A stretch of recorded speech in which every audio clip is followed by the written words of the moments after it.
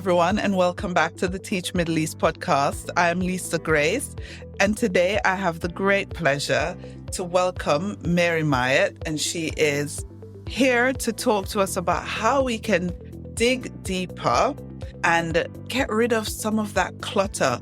We're going to do this podcast Marie Kondo style. We're going to kiss it. We're going to show gratitude. We're going to get rid of it. And the rest, we're going to pack them neatly and keep it tidy. Mary will introduce herself, but this is season 3 of the Teach Middle East podcast. Before I jump in, I want to say welcome back and thank you so much for sticking with us, for being such good listeners, such good audience. We really appreciate you. You are listening to the Teach Middle East podcast, connecting, developing, and empowering educators. Welcome, Mary, to the podcast. Well, hello, Lisa Grace, and I'm delighted to join you for this, talking about one of my favorite subjects about how we can catch back some of the stuff we do in education. So delighted to be with you. Thank you. Thank you so much. Please, can you give us a brief intro of yourself? Sure. So my background is secondary religious education, and I taught in London and Cambridge, but for the most part of my career, I was just outside Ipswich in Suffolk. And beyond religious education, I've also taught some English, some history, a little bit of maths, some PSHE and some Latin at lunchtime.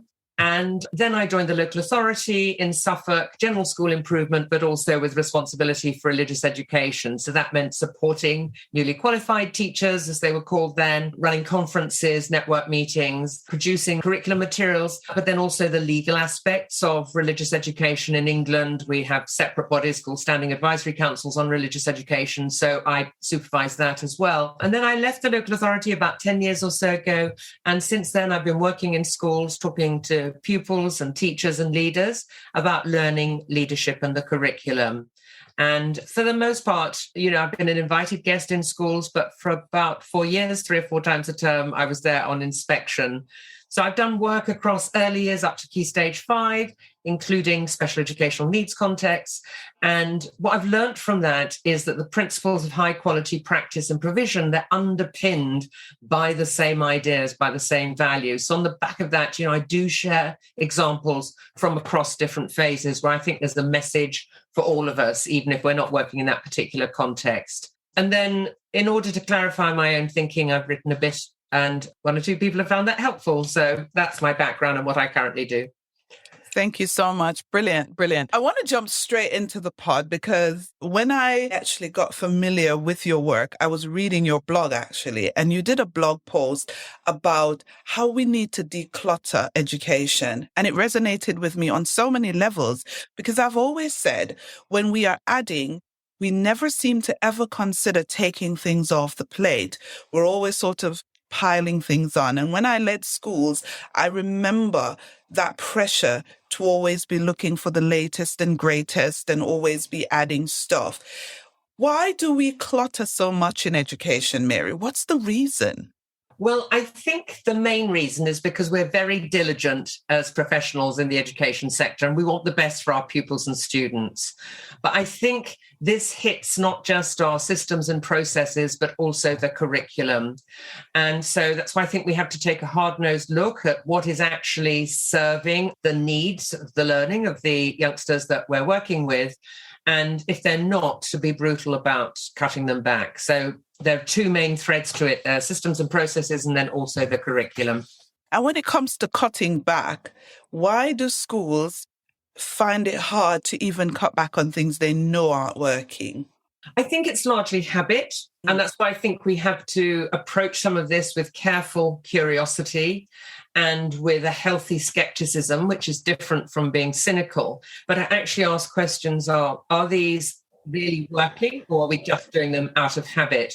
And I think certainly in schools in England, and I think many other jurisdictions as well, there's a perceived need that I have to produce certain things for an audience. So in England, that might be an inspection regime, Ofsted, or governors or trustees. And that can be helpful, but it shouldn't drive the agenda. And so continue asking, is this making a difference to pupils and students? Yeah. And in your experience, right, when you go around schools, what kind of resistance do you get when you start to talk about fewer things in greater depth? What's the resistance that you're met with? So I think there are always going to be some trade-offs because we'd love to be able to do everything, but we can't. And so, people are just going to keel over if we just keep adding more and more. So if we're going to do something new, then we have to be disciplined. And this is Greg McCown's insight on essentialism. We have to be focusing on just, a handful of things that are really going to make the difference. And we'd like to do more. And this is where the tension comes in, but not everything can be a priority. So what I'm finding, for instance, in some schools is that, every piece of work has to be marked. And we know from Dylan Williams' work and others that most marking in most books isn't making a difference. Feedback live in the lesson does. And, there is a place for marking, but this idea that every piece of work has to be acknowledged by the teacher, it's not making a difference to children's learning. So I get some pushback on that by saying, well, senior leaders need to see it. Well, my main audience is my pupils and students. If senior leaders can't work out what's going on, there's some questions around there. So what I've found when I'm, for instance, doing a book scrutiny with senior leaders, I'll say, what are you looking for? And they say, we're looking to see if the books have been marked. And I say, fine. So now, as we go through these books, can you tell me what difference that marking has made? And they say, oh, well, we're not looking for that. Well, I say, it's just a redundant exercise then, isn't it? You just want to see a pen on paper, but if it's not making a difference to children's learning, then you're asking your teachers to do something which is basically a waste of time. So when you look at a lot of the feedback that is on children's work, it's quite often great work, well done, Johnny. It's like, that's not moving him on. But then some of the pushback against that is, well, teachers sometimes say, well, it's a form of my affirming the children and building relationships. I just think, well, I think they know how you feel about them, what your attitudes are, just from being in the classroom. You don't need that extra thing. And then if they've given some feedback, say they've spelt something wrongly, you see whether the child has spelt it out correctly or not. Most of the time they haven't. So the teacher's put something they should do and then they haven't done it. And then I've regularly seen feedback where the teacher's given a really thoughtful response and the child has just written, cheers, miss, or thanks, sir. It's like, again. And so we really do need to think hard about this because it's really just performative. And, just a final example in that, in England, it might not be happening elsewhere, but certainly for children in younger classes, you see verbal feedback stamps as proof I've had a conversation with the child. Hang on a minute, the child knows I've had a conversation with them and they've then done this. So it's not that we don't look at children's work, we do, but a lot of that will be taking place in the classroom. And then when appropriate, it might not be every lesson, we just skim the books and see if there are some common threads coming through and we teach those from the front. And so it's actually much better for children's learning, but actually it saves teachers time as well, using things like whole class feedback sheets. So it's quite complicated, and part of it is ingrained habit, I think. Yeah, so let's dig in a little bit, right? Because the whole thing that caught my eye from your article was that whole analogy with Marie Kondo, who I watch a lot of on Netflix. Because I might be like a slight little hoarder in my own life, so I need to find inspiration, so I watch her. And her thing is really to look at what you have and to think about whether or not it's serving you. And if it isn't serving you, to get rid of it. So we're going to link that back to education. And I wanted to think about, what are some of these other performative things that you see us doing in education, whether that's in England or, as our context is, international schools across the Middle East? But they're very similar, trust me. The teachers come from the UK or the States or wherever, and the habits and the practices come with them, and we don't really change much. We just change location. So what are these performative things that you see? You just talked about marking. What are some of these other things that we need to kiss goodbye to? Yeah, so I would say we need to have some tough conversations about the data that is collected in schools. But we dump it completely. But basically, we need to be thinking about information. And so what's been an issue in English schools has been the completion of data performance tables to prove that children have made progress based on numbers, or the number of skills that they've allegedly shown that I can tick off on my key performance indicator. and turn that part of the spreadsheet green, that is not an accurate portrayal or analysis of how well children are doing. So the bottom line is external tests and examinations. We can make some judgments about standards of the children currently, or the children that have just taken those tests and examinations. They've usually moved up a year. The reason we can do that is because those external tests and examinations have some validity and some reliability. Nothing is 100%, but we can talk with some confidence about how well children have done. And the reason for that is because hundreds of thousands of pupils and students are taking the same paper based on the same curriculum, and there is moderation around it. It's never perfect, but we can talk with some confidence. Those conditions don't apply when we're doing the same in school, particularly if we're using the criteria from the public tests and examinations, because we're only doing it with a small number of children. So that's when we start getting into a muddle, and my concern there is that we then get backwash into curriculum provision. So just to give an example, for 11-year-old students in a school in England, in order for children to do well, supposedly 5 years later at GCSEs in England, they're given AQA language paper 2 type questions to answer in the mistaken belief that's going to get better results 5 years later. It's the backwash into the curriculum that is so unhelpful. What children need in order to get great results 5 years later is a really rich, demanding curriculum that is going to really make them think, help them to learn deeply, and then the results follow. And so it's this backwash into curriculum impact that is of great concern. That being said, we can make some judgments about whether our children have learnt what was intended.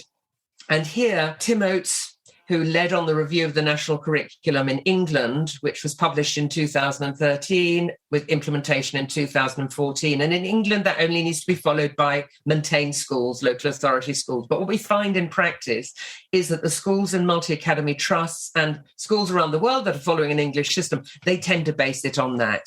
And certainly in England, if they are not basing it directly on that, they need to show that it's at least as ambitious as the national curriculum.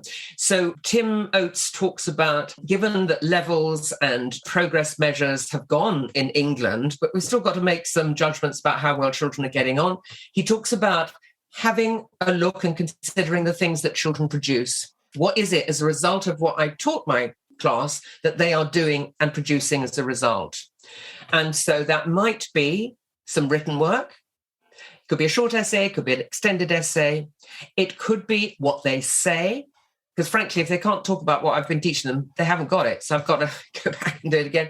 It could be the result of low-stakes quizzes and tests, can give us some indication. And then it could be something they produce. It could be an artifact, or it could be a speech, or it could be something that shows what they know, understand, and can do. So the bottom line we need to be asking, instead of these sort of pseudo data, is I've taught this curriculum, I've taught this unit, have my children got it? Mm-hmm. And how do I know? And what am I doing about the children who've not got it? So in a way, it's much simpler. However, it doesn't sit neatly on a spreadsheet. But I've been in lots of schools looking at data, both on inspection and otherwise. And I've also been a governor in 3 schools and a trustee of a multi-academy trust. I've never been presented with a set of data that is telling me anything meaningful about standards currently in the school. You can only do that by actually looking at samples of children's work. And the final thing I'd say in relation to that, the distorted practices and assumptions that are made about using GCSE criteria for students currently in the school, or the assessments at the end of year 11 for the SATs in England, is that they were never designed to be used in schools. They were designed to be used by the people who are marking them. So they're unreliable, they're not fit for purpose for use in school. That's the bottom line, the argument that I'm making. But if you talk to someone like Daisy Christodoulou, who is a world-leading expert with her colleagues at No More Marking, comparative judgment, for instance, is a much more accurate way of making judgments about standards of pupils in schools. And we can use that methodology just by looking at samples of children's work across a unit and saying, is this reasonable? Is this what we would expect? And what's the range? Which ones are stronger and which are not? When we work in that way, we are developing far greater insights into what constitutes good work, particularly if we're having these conversations with other people, which we really ought to be if we're being line managed and held to account for how well children are getting on. But also we gain greater insights into what high quality work looks like. So that is a summary of my position, for instance, on the misuse of data. Yeah, no, it's really good to hear that, because I think what schools worry about, though, is if they don't collect and present data in the traditional way, then they won't be able to evidence that which the inspectors are looking for. So for us to say to the inspectors, this child has really come a long way in their writing or in their reading, or the literacy has improved, we've got to show them, numbers. But really what we ought to show them is samples of work. This is where this child started, and now this is what the child can produce. And then this is where the child should be really going. This is where we're working towards. It's very hard to show that in spreadsheets. It's very hard. So it's kind of a catch-22 is, what are the inspectors looking for?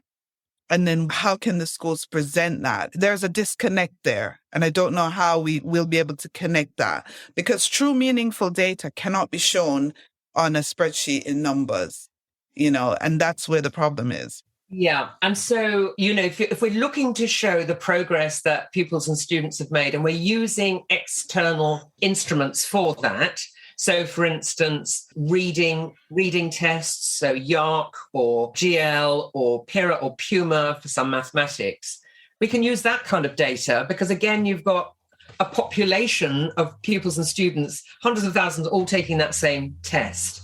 So those are useful because we can show that standards are rising. However, they're limited in terms of sometimes the papers that are set, the children haven't covered that bit of the content yet. But we can never extrapolate from that. And of course, we don't do them too often because A, they're expensive, and B, they don't tell us any new information. But most schools have some form of external check for certainly English and mathematics. Yeah. And you can see that. It's the other subjects that don't have that external stuff until you get to certainly 16 or so. Right. Now, it's certainly in England, the inspector at Ofsted are not looking to discuss internally generated school data because they've realised, all the arguments I've been making, it's not valid or reliable. So they will talk about the published data, and they'll talk about, are there any extenuating circumstances? There always are, because it's a human process and some children might have left and others arrived. So we just have a commentary around that.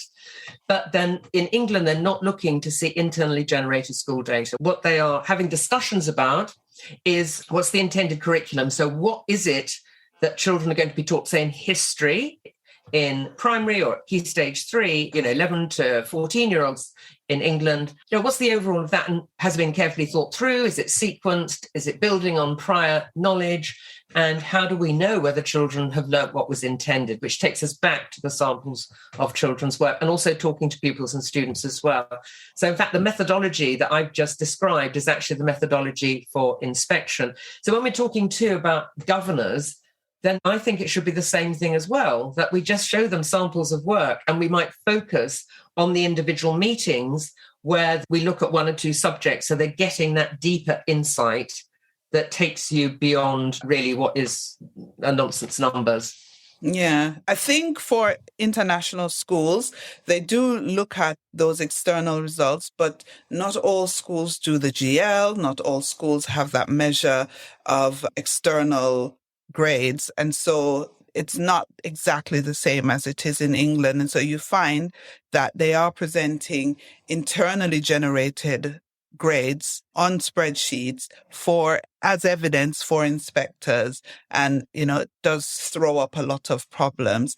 But I want to take it away from data, and I want to look at our in-school practices and look at what are we cluttering up there. Let's talk a little bit about teacher observations, because there tends to be now in international schools a push on constantly observing, which then brings a lot of sort of angst and anxiety around the teachers. How can this be done in a Marie Kondo style way that we're getting to the heart of what's essential?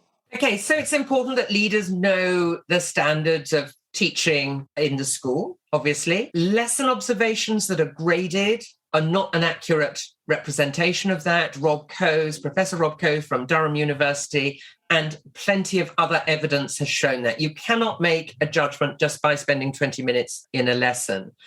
So there are two things I would say in relation to this. Anyone who is coming into my classroom, I expect them also to be teaching. Ooh. Yeah. Ooh. Well, that touched a nerve because majority of the school leaders in the Middle East who are conducting observations, I wouldn't say majority, I would say a big number do not have a timetable. They do not have a teaching timetable. They don't teach. They are administrators solely. So that touches a nerve. Wow. So we have the same in England, but what a lot of senior leaders and head teachers do as a matter of principle, they will have a class because, that consolidates credibility, but also it means people can come and watch them. So it's got to be a mutual thing. And the other thing I would say is that what appears to have most impact are light touch learning walks, but they mustn't be graded because grading is, again, for all the problems I've said, and people self-identify with the grade instead of thinking about practice. So what a number of schools are doing now in terms of supporting teacher development, teacher practice to get better, that's basically everyone in the sector, myself included, is a very careful, deep program of instructional coaching, for instance. So we're moving practice on in this very precise, almost atomistic way where we work on something that is going to improve practice and we practice it and then we nail that over time and then we move on to the next thing. So it's a highly collaborative, but also it needs to be done with great humility on the part of the person who's doing it. It needs to be a lot of training around this. But that is supporting practice rather than someone just landing in my classroom and giving me a number at the end of it and saying vague things like, you need to get your questioning better or, whatever it might be. That is not helpful. So it's a complex piece of work. And then the other thing to say is even if senior leaders have not got a timetable class, I know that some regularly put themselves on supply, to cover a class. So again, they're still in there. And they've got lots of other things to do, but actually this is our core business. It'd be a bit like a doctor saying, I never practice medicine, I just supervise others. For me, that is really important. They obviously can't have a full teaching load, but I think in order for this to really work, they should be doing a bit of teaching themselves. No, that's a really good. And I hope this resonates with our audience because I do know that a lot of the things we hear is around, I'm being observed and I'm being given a grade and the person who is doing it is not a teacher or hasn't taught for a while. Maybe they were a teacher, but they haven't taught for a long time. And how do they know and how do, The other thing I wanted to talk about is because I know within the schools in England, I think it's a little bit different, but in international schools and in private schools, we are initiative overloaded. And that's because we have to compete against the school down the road. So if you're a fee-paying school, and most of the schools, especially in the Middle East region where we serve, are fee-paying schools, right? And they're privately owned, so they're businesses. And the school needs to stand out from the other schools. And so they have 1,000,001 initiatives going on all at the same time. How can they declutter this and still have what we call an edge over the next school? Do you have any ideas? Yeah, so if we try and do too much, then nothing gets done properly or really well, and also we get exhausted. So I think it's more helpful to think about how can we be the best possible professionals in this setting for these pupils and students, and don't worry about what other people are doing. I mean, keep an eye on it. So if we've got no music provision, for instance, in our school, that is a pretty fundamental thing that children should have as an entitlement in any case. But if it's stuff that is trying to set it out in a marketing point of view, that the best kind of marketing is just having a really good product and service. And to do that in a really deep, thoughtful way in a context where everyone thrives, and that includes the adults. And so deep reflections from senior leaders who are making some of these judgments, because there can be the tendency, just to keep adding more and more in order to be distinctive. But actually, the distinctiveness is a much quieter, deeper, more thoughtful piece of work where we're not trying to be all glitzy and all singing, all dancing to appeal to the widest audience. Because actually, people can spot that. They know whether their children are getting a good deal. Is this place deeply committed to the needs of the young people? Serving, is the curriculum really rich and beautiful and interesting? And are there sufficient additional cultural and personal opportunities for children as well? And I just wouldn't overcomplicate it more than that. Yeah, that's so true. I think quality sells, not quantity, right? And so if you're offering a quality education, it doesn't mean that you have all the fancy bells and whistles. It means you're really giving value. And that value comes from the commitment to, yeah, brilliant. All right, some quick fire questions, because we are, oh my God, every time I do a podcast episode, I think my listeners are very used to me going shocked at the timing. I can't believe, but I need to ask these questions. Marie Kondo style. I keep saying Marie Kondo style, but really, if you had to throw one thing out from every school right now, what would it be? Like, no school should be doing this. Oh, no school should be, producing masses of worksheets and downloading poor quality resources from the internet and thinking that's a curriculum. And underpin it by beautiful texts. And so we have just too much stuff, what I call Jackson Pollocking the curriculum. So I'm just going to pull out more and more and throw it at my pupils and hope some of it's going to stick. So this is a real example of fewer things in greater depth. Let the text, as Andy Sarby says, be the beating heart of the lesson when we want children knowing more, remembering more, and being able to do more. But then that's separate, obviously. This is a kind of knowledge element of the curriculum that's separate from children, making things, constructing things in practical elements of their learning. But really casting a really beady eye on, is this beautiful in the sense that it's adding value to children's learning? Are people still doing worksheets? I thought that was like a bygone era. But if it is, yeah, definitely throw it out. Okay. Now, a school leader has listened this far into the podcast and they are thinking, okay, what can we start to do to make sure we're doing fewer things in greater depth? Where do they begin? What's that process like? Help them, talk them through that process so that they can now, because this is the start of the new academic year, they want to do things right. Can you help? How can they start? So the first thing I would say is this is not a quick fix. This is an iterative process over time. But each of us will have a hunch that there's something that we are doing that doesn't feel quite right and we're wondering why we do it. So I would start with that and say, is there a way that we can either refine it, cut it right down, or even get shot of it, just say goodbye to it? And not to do it on our own, to talk with colleagues and to ask them, are there things that we are asking you to do, particularly from an administrative point of view, that really feel burdensome? Now, if the leaders can justify why it's needed, that is fine, because then colleagues will understand the purpose of it. But if we can't justify why it's doing it, apart from another adult audience, then we've got to think, is this really adding value to children's learning? So I would just go through some of the systems and some of the processes and just say, can we make this simpler? Can we make it more beautiful? Not in an aesthetic sense, but in terms of high quality stuff that we offer children. And then how are we going to go about sort of communicating to people that that is now going to be the process we're going on? Because we don't just chop everything at once. We iterate with it, we see what happens, and then we cut it down the road. So that would be my advice, not to try to do it all at once, but we all have a sense in our hearts that, oh goodness, we're just doing this because we've always done it. And so just to start there. Yeah. So I think the thing I liked about what you've just said, and it's a good place, I think, to end the podcast, is to make sure it's a collaborative process. Don't just unilaterally go and chop things. And if some things have to stay, then really communicate the why so that people know exactly the reason they're doing something and can buy into it and really work with it and carry it on. Thank you, Mary. Yeah, I just finished with one caveat in that the only thing that's absolutely non-negotiable is safeguarding. Oh, yeah. Beyond that, we've got to have our safeguarding principles in place. Those have got to be absolute watertight. Beyond that, everything I think is up for negotiation. Let's just have a look at it and keep it because we've done that spring cleaning, Marie Kondo. We can justify why it's there. Otherwise, we get shot of it. I hope that's helpful.